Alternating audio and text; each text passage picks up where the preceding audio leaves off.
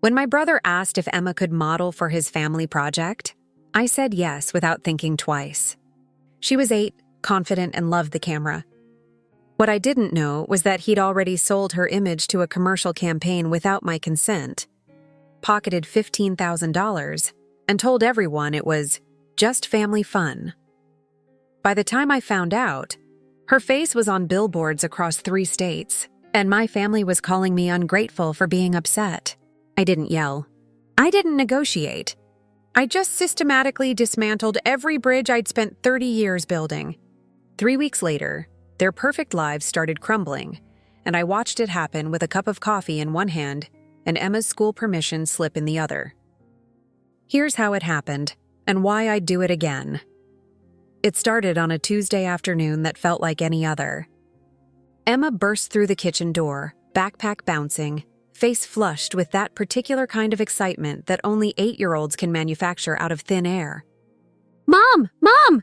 Uncle Jason said I'm going to be famous!" She waved her phone at me, nearly dropping it in her enthusiasm, a screenshot of something I couldn't quite see from where I stood at the counter. "What do you mean, sweetheart?" I asked, wiping flour from my hands. I'd been making her favorite cookies, the kind with chocolate chips that melt into little pools of comfort, the recipe my grandmother taught me before she passed. The kitchen smelled like butter and sugar and safety. He showed me the pictures. "I'm in a magazine!" Well, not a magazine yet, but like everywhere. Her voice hit that pitch that usually preceded requests for sleepovers or new art supplies. My stomach dropped before my brain caught up. That feeling you get when you're driving and suddenly realize you've missed your exit by several miles. "What pictures?" She pulled up a website on her phone, fingers moving with the confidence of someone who's grown up digital. There she was, my daughter. In the dress I'd bought her for her cousin's wedding last spring, the navy blue one with the white collar that made her look like a little professor. Professional lighting, soft focus, her smile wide and genuine. And in the corner, a logo I didn't recognize. Smile Bright Dental, where family smiles begin. My hands went cold despite the warm oven behind me. "When did Uncle Jason take these?" "Last month. At Grandma's birthday party, remember?" He said he was building his portfolio and needed practice shots. He said I was a natural. "Isn't it cool?" She was bouncing now, waiting for me to match her enthusiasm. Cool. That's what an 8-year-old calls being exploited by someone who's supposed to protect her. I grabbed my phone with hands that had started trembling. That particular shake that comes from rage trying to find a shape. I called Jason. He answered on the first ring. Too cheerful, already defensive in that way that proves guilt before accusations even land. "Hey, Liv. Emma told you, huh? Great exposure for her, right?" The photographer said she was a total natural. Very photogenic. Takes after her uncle. That laugh, that easy, careless laugh I'd heard my whole life. "You used my daughter in a commercial campaign." My voice came out flat, controlled. The kind of calm that scares Marcus, my ex-husband, more than any shouting ever did. It was just a few shots. No big deal. They needed a family-friendly face, and Emma was perfect. Win-win, without asking me. Without a contract. Without my permission. I could hear Emma in the living room, turning on the TV, oblivious to the bomb that was about to detonate our family. His laugh was light, dismissive, the sound of someone who's never faced real consequences. "Come on, Liv, you're not seriously mad about this. It's good money. Family helps family, right? That's what we do. That's what you've always done. How much?" The cookie timer went off behind me. I didn't move. "What? How much did they pay you, Jason?" Silence. The kind of silence that admits everything. Then, casual as ordering coffee, like we were discussing weather and not the commodification of my child, 15,000. But that's not the point. The point is $15,000 for pictures of my child. I turned off the timer. The cookies would burn. I didn't care. Our family benefits when one of us succeeds, Liv. You of all people should understand that. You're always going on about community and supporting each other. Well, this is support. This is Emma getting opportunities. I understood perfectly. "I just didn't agree." "Take them down." "I can't. The contract's signed." It's a 6-month campaign. Billboards, print, digital. The whole package. Then break it. Liv, be reasonable. You're overreacting. Mom and Dad think it's great. Emma loves it. You're literally the only one with a problem here. Maybe think about why that is. That last sentence landed like a stone in still water. Ripples of implications spreading out. That I was the unreasonable one, the uptight one, the one who couldn't just go with the flow. The same narrative they'd been spinning my whole life. I hung up before I said something I couldn't take back. Emma appeared in the doorway, her joy evaporating like morning fog. Are you mad at me? Never, baby. Never at you.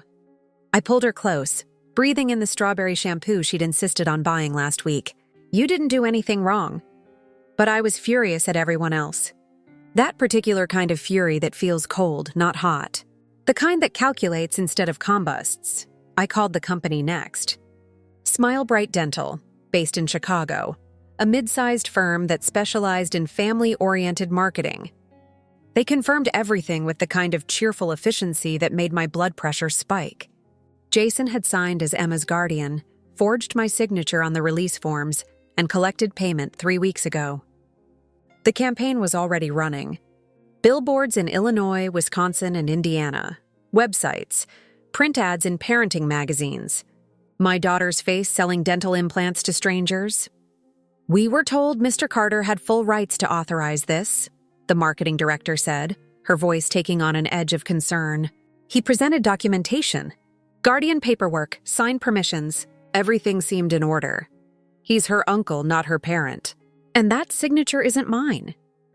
I was pacing now, back and forth across the kitchen floor.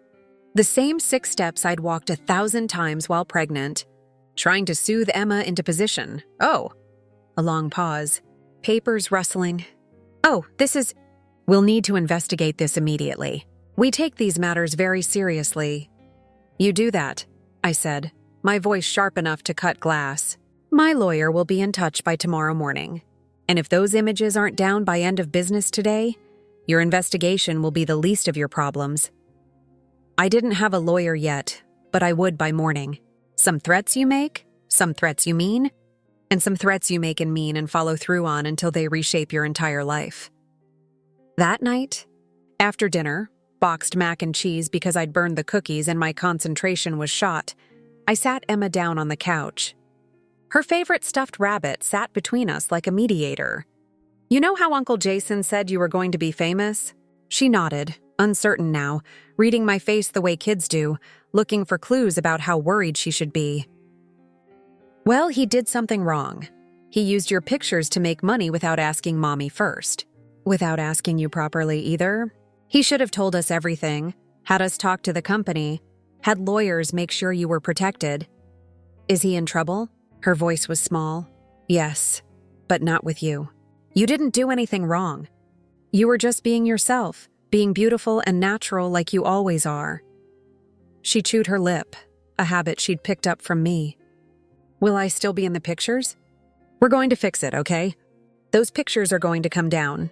And if you ever want to model or act or be in pictures, we'll do it the right way. The way that keeps you safe and makes sure you're in charge. She nodded slowly, processing. Then, is our family going to be mad at you? Out of the mouths of babes. Probably, I said honestly. But that's not your worry. That's a grown-up problem. But you're sad. I'm angry. There's a difference. Sad is when you miss something. Angry is when someone takes something from you. She thought about that. What did Uncle Jason take? Trust, I said. And your choice. Those pictures should have been your decision. 8 is too young to learn that family can be mercenaries. But sometimes childhood is the price we pay for wisdom we didn't ask for. I didn't sleep that night. I just lay there in the dark, Marcus's side of the bed long cold and empty, replaying the conversation. Hearing Jason's voice, you of all people should understand that. He meant it as a reminder. I'd been funding their lives for years. My architecture firm, Carter & Associates, had grown steadily, quietly, while my brother bounced between ventures that required capital, vision, and zero accountability. The yoga studio that lasted 4 months, the food truck that somehow lost money selling tacos in a college town. The real estate investment scheme that wasn't quite illegal but definitely wasn't smart. And every time he failed, my parents cushioned the fall with my money. Not theirs. They'd refinanced their house twice to cover his debts already. Mine, because I could afford it. Because family helps family. Because saying no made me the villain in a story I didn't agree to star in, I'd never said no. Not when Jason needed business loans that I knew would never be repaid. Not when Mom and Dad needed help with their mortgage after the second refinance. Not when his wife Lauren left him, smartest thing she ever did, and he needed help with rent, groceries, his kids' school supplies. I'd been the safety net so long I forgot I was allowed to let go. The pattern started young, planted like seeds that grow into forests before you notice. Jason was 3 years older and born to be adored. Charismatic, charming, always the center of every room. The kind of kid who could talk his way out of trouble and into opportunities with equal ease. I was the quiet one, the one who did homework without being asked and never caused trouble. The one teachers loved and parents forgot about. They loved me, I think, but they worshipped him. When Jason dropped out of college junior year to pursue entrepreneurship, which meant selling energy drinks at music festivals, they called it visionary. He sees the world differently, Dad said proudly. He's not meant for conventional paths. When I graduated summa cum laude with degrees in architecture and business, they said, "We always knew you'd do well, Liv. You're so dependable." Dependable. The word they use when they mean forgettable. The word that sounds like a compliment but feels like dismissal. Jason's failures were investments in his future. My successes were expected returns on genetic investment. By the time I launched my firm at 28, after years of working for others, building my portfolio, saving every spare dollar, I'd learned not to expect applause. But I did expect respect. Instead, I got requests, always phrased gently, wrapped in love like poison and honey. "You're doing so well, sweetheart. Could you help your brother just this once?" Once became weekly. Weekly became constant. And I paid because it felt like connection, even if I had to buy the tickets to the show. Then Emma was born, and for a while, I thought things might change. My parents showed up at the hospital with flowers and balloons and all the performance markers of devoted grandparents. Jason brought a teddy bear twice Emma's size, something expensive and impractical that took up half her nursery. They cooed, they promised, they performed grandparent duties with enthusiasm. But the visits tapered off after the novelty faded. By her second birthday, they only called when they needed something. By her fifth, she didn't recognize my mother's voice on the phone. I told myself it was fine. I built a life that didn't require their validation. Emma, my firm, Marcus before the divorce, though that was more about growing in different directions than any dramatic failure. We co-parented with respect and genuine affection, which felt like a miracle compared to the warfare I'd witnessed in other divorces. I had enough. I had built enough, but the hooks were still in. Every holiday, every birthday, every crisis. I kept showing up, kept paying, kept pretending. We were close because the alternative was admitting that I'd spent 30 years funding a relationship that existed only in my imagination. And then came the photo shoot. Jason didn't ask because he knew I'd say no. He saw an opportunity, Emma's face, my money's credibility, his need for quick cash, and he took it. Monetized my daughter like she was his asset to leverage, a commodity to trade, and that's when I realized I wasn't family.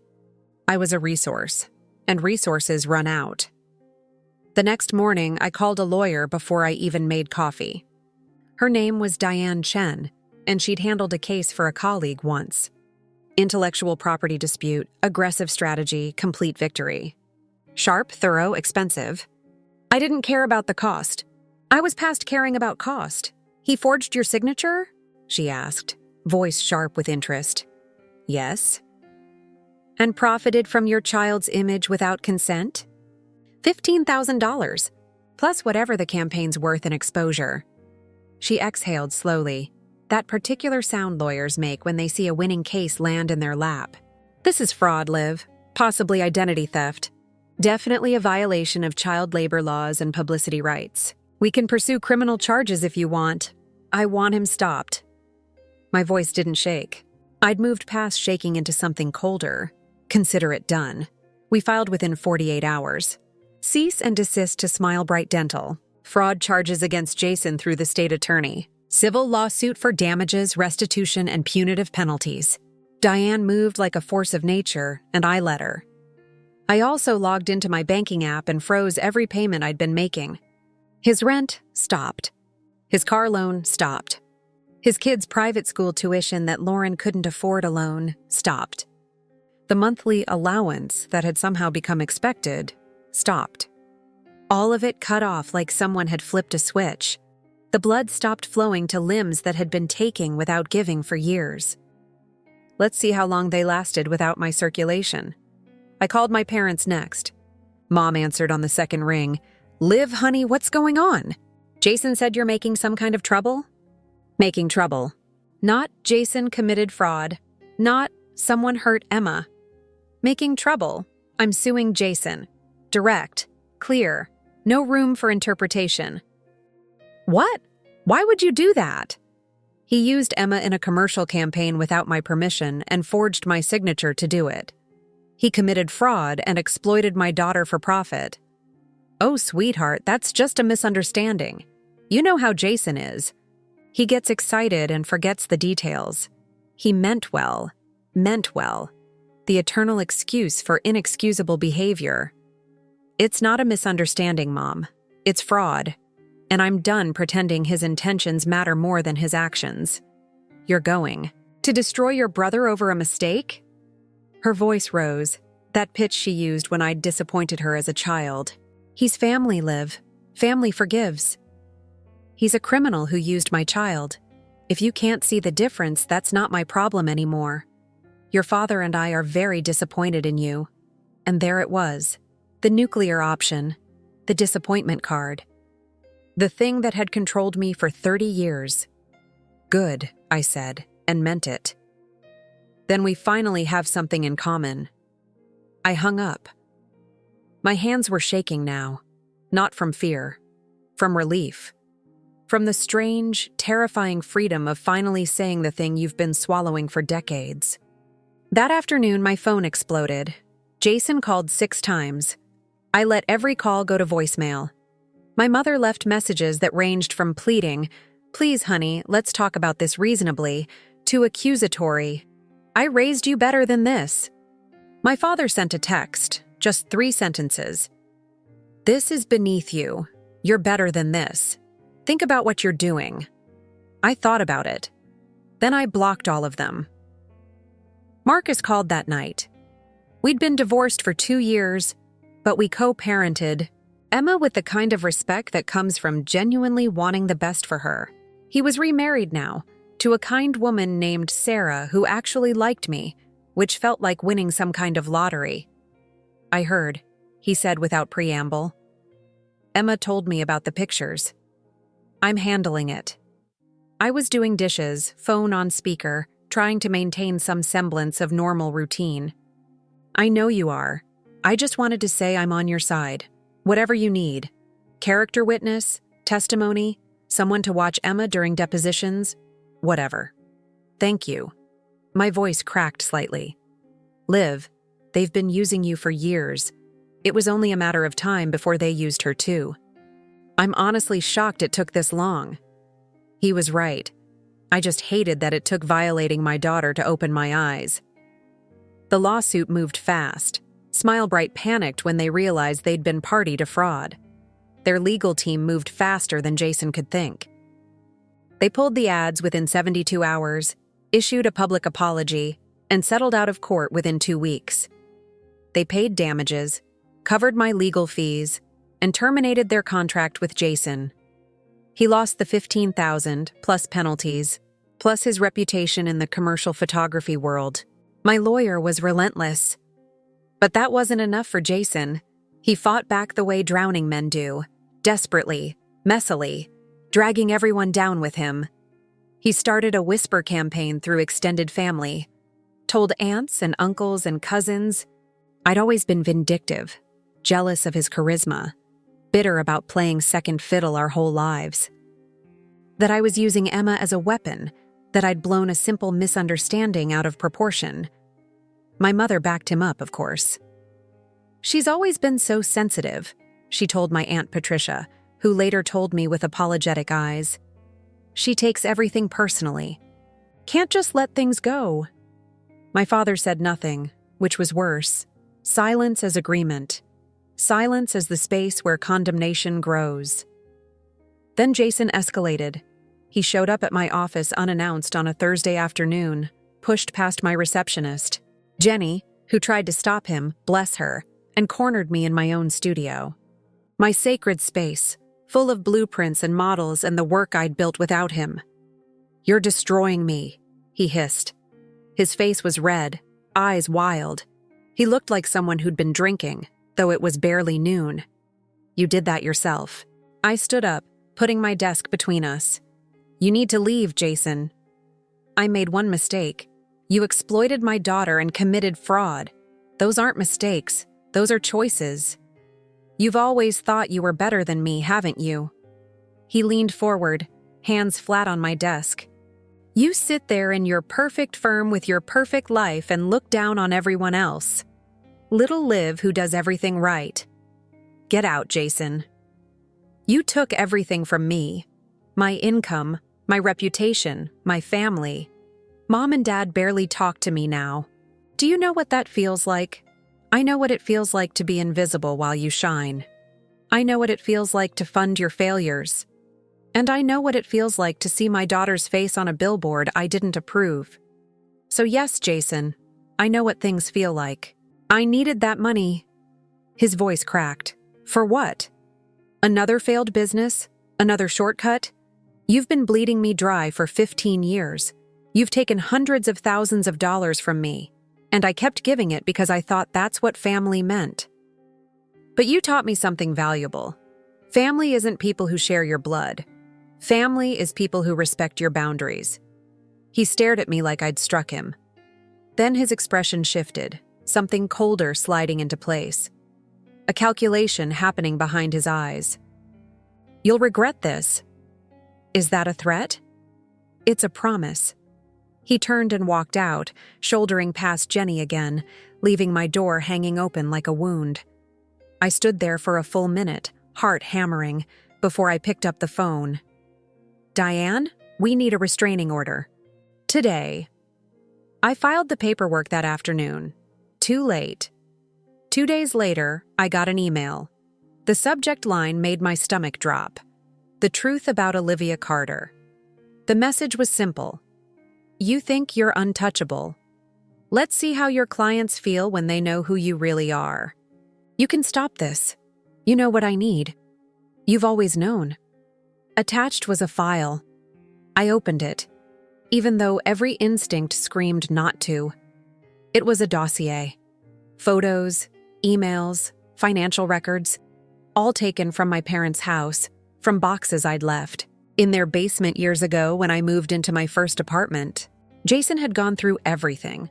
Old college applications, financial aid forms, bank statements from my early 20s, and now he was threatening to leak it all.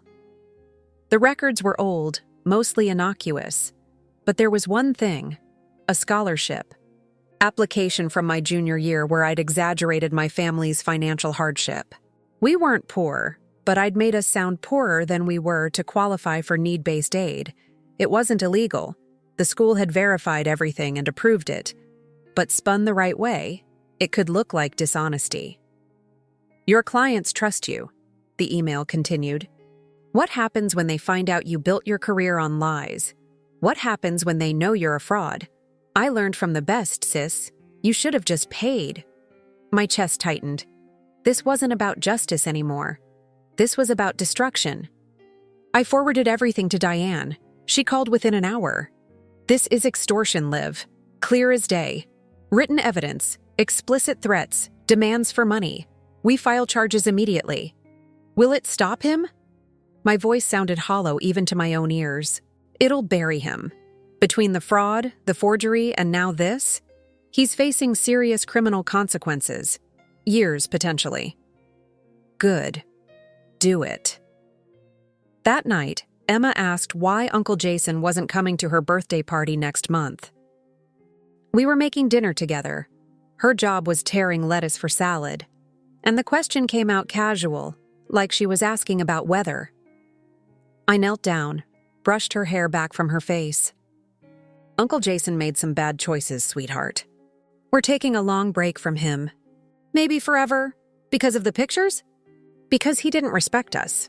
And we deserve respect. Always. From everyone. But especially from family. She thought about that, her small face serious. Okay. Then she hugged me, fierce and small and strong, and went back to her lettuce. The next week was a storm of legal filings, depositions, and damage control. Jason's threats never materialized because Diane moved faster than he could think. The extortion charge was filed. Evidence was ironclad. My parents tried to intervene, begging me to drop the charges. My mother showed up at my house at 7 a.m, eyes red. "He's your brother," she sobbed on my doorstep. "He's family. He's made mistakes, but he's family. You're going to send him to prison? He's sending himself to prison. I'm just not stopping him anymore. How did you become so cold?" "I learned from the best," I said, and closed the door. By the end of the month, Jason accepted a plea deal. Probation, restitution, $50,000 paid in installments, community service, and a permanent record. He avoided jail, but his reputation was ash. No one would hire him. No one would invest in him. He'd burned every bridge by trying to burn mine. My parents never forgave me. They sent a letter, formal, typed, probably drafted with a lawyer's help. "You've chosen revenge over family. You've destroyed your brother's life over pride. We hope you're satisfied with what you've done. We will not be attending Emma's birthday party. We cannot support this behavior. Consider your choices carefully before you lose everyone who ever loved you." I read it once, felt nothing, and filed it away in a folder labeled Evidence, just in case. I wasn't satisfied. Satisfaction implies joy, triumph, some kind of emotional payoff. I felt none of that. What I felt was free. And freedom, I was learning, doesn't always feel good. Sometimes it just feels like space where pain used to be. Months passed. The firm grew. New contracts, new projects, a sustainable design for a community center that won regional awards. Emma thrived. She joined a drama club at school and discovered she loved performing, but on her terms. She talked about maybe being an actress someday, and I told her we'd make sure she had control over every choice. No one would use her again. Not even family. Especially not family. One Saturday afternoon, I ran into my mother at the grocery store. The universe has a sense of humor, putting us both in the produce aisle at 4 p.m. She looked older, smaller somehow. Gray in her hair she'd always dyed before. Lines around her mouth that hadn't been there a year ago. Live. Her voice was careful, like approaching a wild animal. "Mom." We stood there among the organic apples and conventional lettuce, strangers with shared DNA and separate realities. "How's Emma?" she asked. "Wonderful." I didn't elaborate. I miss her. 3 words carrying the weight of a year of absence. The words hung between us like smoke. I wanted to feel something. Anger, pity, grief, the pull of obligation. But all I felt was distance. The Grand Canyon of distance. "You made your choice," I said quietly. "So did you." I did. I put 3 apples in my basket. I chose my daughter. You chose your son. We're both living with those choices. It didn't have to be this way. "Yes," I said, meeting her eyes fully for the first time. "It did, because he used Emma and you defended him. And that's the choice that matters." I walked away. She didn't follow. That night, Emma and I made cookies again. The same recipe, the same kitchen, but everything felt lighter. The air moved differently. She licked chocolate off her fingers and asked, "Mom, do you think Uncle Jason will ever say sorry?" I thought about it. Really thought about it. "I don't know, baby." Maybe not. Some people don't know how to apologize. They only know how to make excuses. That's sad. It is. She looked at me with those wide, serious eyes that saw more than 8-year-olds should have to see. "But we're okay, right? We're better than okay." And we were. I didn't hear from Jason again. I didn't hear from my parents either, except for a Christmas card that arrived unsigned, just their names printed at the bottom. I threw it away unopened. The silence was strange at first, like a phantom limb. You reach for something that used to be there and find only air. But eventually it just became normal. The new normal. Room to breathe. Room to build something that didn't require my money, my forgiveness, or my exhaustion to survive. A year later, I got a text message from my Aunt Patricia. "Your mother's sick.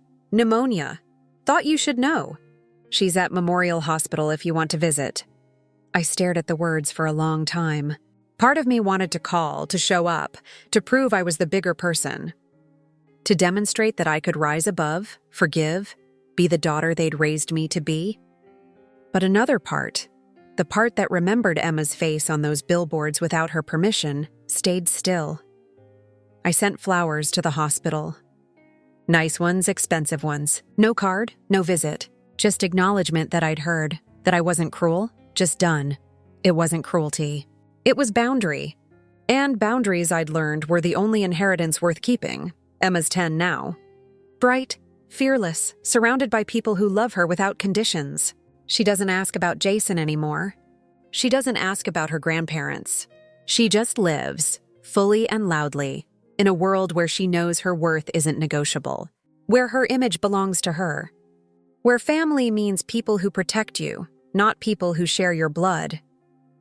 Sometimes late at night when the house is quiet and Emma's asleep and I'm alone with my thoughts, I wonder if I went too far. If I should have tried harder, forgiven faster, bent lower. If there was some version of this story where everyone wins and no one loses, and Emma still has grandparents, and I still have parents. Then I remember that little girl in my kitchen, asking if she was still allowed to be in the pictures. I remember her face on that billboard. I remember Jason's voice on the phone. It's good money. Family helps family. I remember my mother's words, "Don't make trouble." And I know I didn't go far enough until I went all the way. So here's my question for you. Whoever's reading this, whoever's judging my choices from the safety of distance. When someone uses your child as currency, when they forge your name and sell your trust, when they threaten to destroy you for refusing to be destroyed quietly, what's the right response? Because I cut them off. I sued them. I pressed charges. I let them fall and didn't catch them. I watched my brother take a plea deal and my parents lose the son they chose over me. And I'm not sorry, but I'm curious.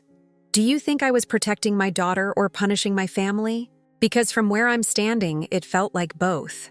And maybe that's the point. Maybe protection and punishment are two sides of the same coin when someone crosses lines they should never have approached. Emma's in the other room right now, singing off-key to some pop song, building something elaborate out of cardboard and dreams. She's safe. She's whole. She knows her worth. And that's worth every bridge I burned, every relationship I ended, every family gathering I'll never attend. So what do you think? Did I go too far or not far enough? Because I look at my daughter and I know my answer. But I'm curious what yours might be.